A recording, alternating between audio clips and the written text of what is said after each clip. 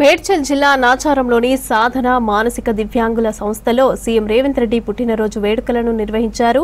Nacharam division Congress president Srikanth Goud ఈ సందర్భంగా cake cut చేసి సీఎం రేవంత్ రెడ్డికి పుట్టినరోజు శుభాకాంక్షలు తెలిపారు. అనంతరం ఆశ్రమంలో ఉన్న దివ్యాంగులకు అన్నదానం చేశారు.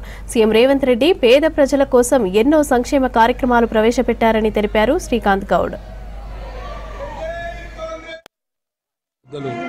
రేవంత్ రెడ్డి అన్న గారి జన్మదినం పురస్కరించుకొని ఉదయాన్నే టెంపుల్కి వెళ్ళి ప్రత్యేక పూజలు చేసి మా రేవంత్ అన్న గారికి ఆ భగవంతుని ఒక నిండు ఆశీస్సు ఉండాలని చెప్పి కోరుకుంటూ, అదేవిధంగా ఈరోజు సాధన ఫౌండేషన్లో పిల్లల మధ్యలో కేక్ కట్ చేస్తూ వారి యొక్క అన్నదాన కార్యక్రమం చేయడం జరిగింది.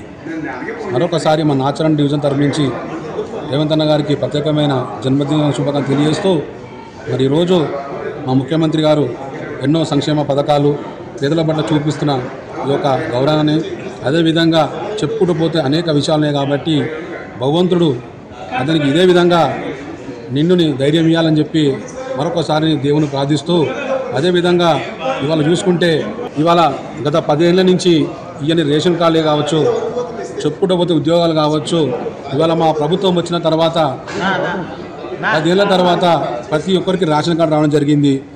కొన్ని 10 ఏళ్ళ నుంచి ఎప్పుడు కూడా ఉద్యోగాలనే నోటిఫికేషన్ తెలియకుండా ఇవాళ ఉద్యోగాలు ఇవ్వచ్చు.